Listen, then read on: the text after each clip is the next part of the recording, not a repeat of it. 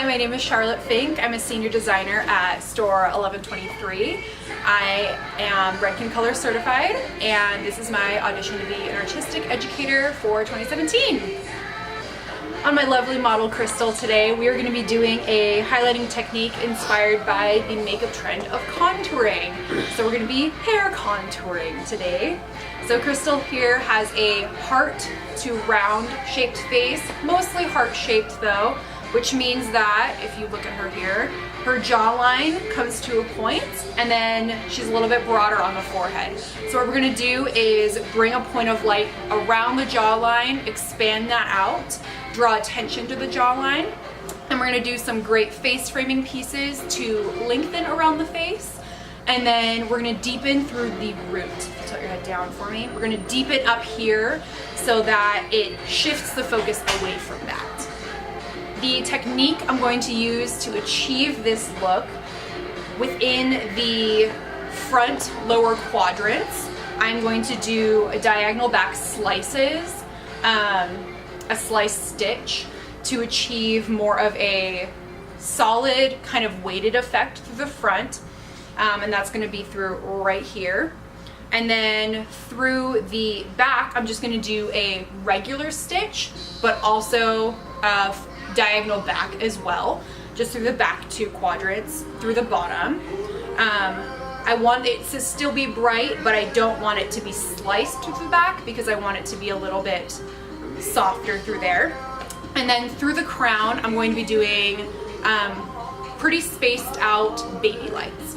So I want to brighten up the top still, but I don't want it to be as bright as the bottom. So this is a really great way to get kind of an ombre-like effect without doing back combing or like balayage or anything like that.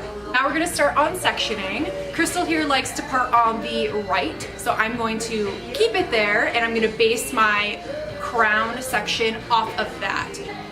Top knot trend, you know what I'm saying? Okay. So now, on the sides here, we have already created a guide for ourselves to just clip that out of the way. So we have a point, it's right at the very back of her ear. So we're just going to go straight down and feet up. It keeps things in clips much better. Same thing on this side. And then through the back, all that we are going to do is just go straight down, center back, all the way to the nape. So me and Crystal talked, and I have chosen to do a color retouch first before foiling, just because she has a little bit of glitter coming in at the root, you know. So I'm going to do that really fast, and then I will resection in that sectioning. Okay, so now we are ready to mix our lightener formula. So I am choosing to use Blonde Dimensions today. It is Red Can's most gentle lightener, and it's great for hair that is already pre-lightened. It's really great. It's a very conditioning formula. It has B vitamins, kind of like a multivitamin for your hair, so it's great. I mixed it with 20 volume. So I have my lightener already mixed right here. Did 4 scoops of Blonde Dimensions with 4 ounces of lightener. That is the mixing ratio. And I am going to add in pH bonder after it is mixed. So I'm starting in the back. I'm going to start at the bottom of the section in the nape. Now I know that Crystal likes to pull her hair back a lot, and so I'm going to do a little hairline one first. So I'm literally just going to pull off of the hairline. I'm not going to section it out first. And right here, I'm just going to do a tiny little baby light right off of her hairline. So moving on, what I'm going to do, let's see what I'm doing. I'm going to be doing diagonal back slicing, as I said. So we're going to start with our first slice down here, our first subsection. So I'm just going to pull a regular stitch off of that. I'm going to foil this, and then in about ½ inch increments moving up the head, I'm going to do the same thing all diagonal back. So what we're going to do in the front, same idea as down here. She pulls her hair back a lot, and so I really want to make sure that her hairline is perfect. So in the front, what we are going to do is diagonal back slicing, and I'm going to do a full slice, about 1/8 of an inch thick. And then in between each section moving up, I'm going to do probably a little bit less than half of an inch, not quite a quarter of an inch, like a third approximately. I do want to still leave a low light in the front. I don't want it to be completely solid. Tuck it in, and I'm just going to continue up the head and then repeat the same thing in the other quadrant on this side. Okay, so we are now moving on to the top crown diamond section. So within this section, I'm going to be doing baby lights, and I'm going to do about about an inch of ease in between each because I really want them more spaced out. As I get towards the front, however, probably the front, I'd say 2 inches of hair, about right here. I am going to be putting them closer together, probably about ½ an inch apart, and probably be doing a slightly heavier stitch as well. And then probably the last 2 foils, I'm going to be doing a slice because I really want the face ring to be bright. As we were talking about, we want some length and some definition right through there. Same. So what I'm going to do is essentially go off of what I've done in the back, where they're both diagonal back, but because we're on different sides of the head, they do come together in a V shape.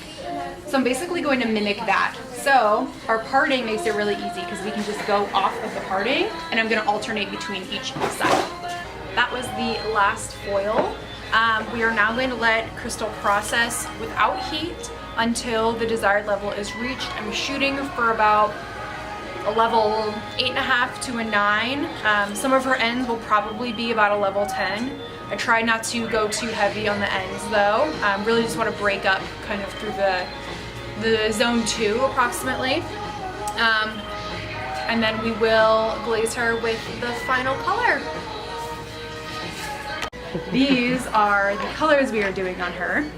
So to further the darker root, I am going to be using a darker tone on the root and then blending it down to a brighter hot pink on the ends. So this is a combination of City Beats Midtown Magenta and East Village Violet. So the hot pink is just straight violet, or I'm sorry, straight magenta. There is no added colors to that. And then this is 3/4 of an ounce of magenta to 1 1/4 ounce of violet. Right through the kind of this front triangle, if you can think back to the crown section we did, we kind of want to create a sort of rounded sort of shape in the front. So we want to block out these really bright pieces because I don't want to root shadow those. I actually just want those to just all be pink, and that will give the effect we want even more so by having the front be really bright. We're just going to take some diagonal slices here, and you can see it only comes down about 1 inch onto those highlights. So we're going to take our other color here, start swiping it through, swipe it away all the way to the end, and then use our fingers to blend them together. Just have kind of a peace sign situation here and just blend them together. So we're just going to continue this way up the head, and then through that front section, I'm just going to apply the pink all the way through that, not putting any of the darker kind of root color through that at all. Just going to make that all pink. We will let it process for 20 to 30 minutes. I prefer 30 because go big or go home, you know. So we are now going to start on her haircut. So I have prepped her with Redken 1 United with 25 benefits. This is an incredible spray, just to use as a styler, but also as a cutting lotion. It's incredible. It gives a little bit of slip, but not too much to where you can't grip the hair. And I'm going to cut a beautiful, strong perimeter on Crystal. And right here in the middle, start in the center. I'm going to pull this down and cut a straight line just right there. I'm going to continue pulling everything all the way back. Continuing that line. And I'm going to continue pulling everything all the way to the back with over direction from the front, so we retain a little more length in the front. And I'm just going to continue that all the way around. So I have this center back section. I'm going to pull this straight up from the head, So our guide, we're gonna let some of the perimeter drop. You can see this angle right there that it creates. That is the perimeter. I don't want to cut the entire perimeter out, but I do want to layer all the way down. I don't want to let too much of it drop because I do want the back to be graduated, but not a stack either. So I'm basically doing straight layers. So we're gonna a little bit of that drop. And you can see I kind of already have that guide there, but I'm just gonna cut straight up. And then all I'm gonna do for the kind of top section, pull it straight out again and just connect that up. And that's it. So what I'm gonna do, pivoting around the head, is through the back, I don't want to over direct too much. I really do want to have a pretty even layering up until probably about the corner of the head. Not quite the ear, but like kind of the corner. So what I'm gonna do is use traveling guide. So in this next section, I am going to pull out at 90 degrees from that section. I'm not really over directing. You can see that guide in there. I'm just gonna put straight up again, recomb for the top. Take one more slice. We're nearing the corner of the head.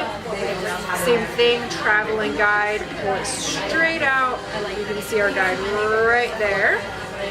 Straight up. So this creates a beautiful textured look without taking the layering too short, because we really do retain a lot of the length through the top layer. We are going to move on to the front section bigger side. So I'm going to take another just like 1 inch section, and this one I am going to pull all the way back, basically straight back from the head. So not over directing to the center back, but just straight back. So we have a really great over direction without retaining way too much length and then not layering the front. So I'm just gonna pull this straight back. Basically follow that same guide. You can see we don't have too much to cut, so I'm just gonna connect that. And then through the top here, I do not like to over layer the front. So through the top, I actually like to pull it straight up.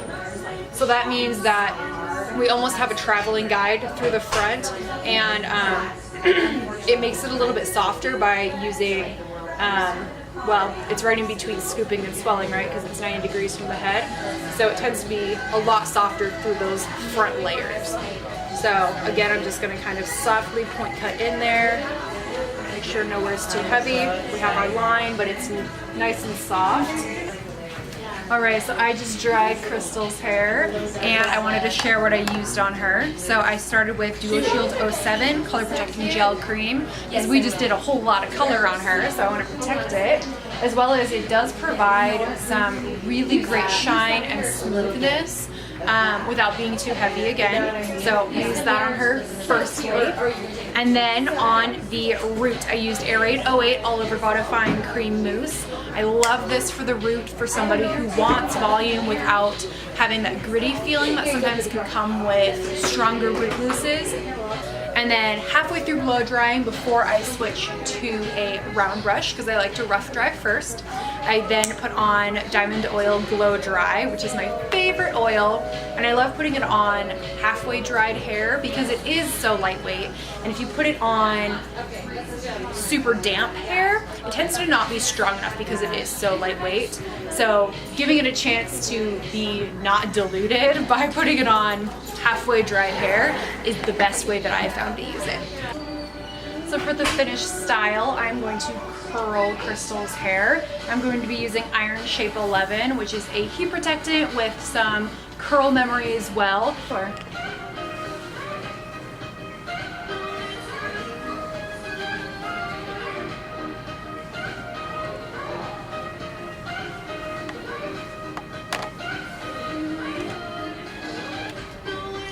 Thank you for watching my audition video for Artistic Educator for 2017. My name is Charlotte Finck, and thank you for watching.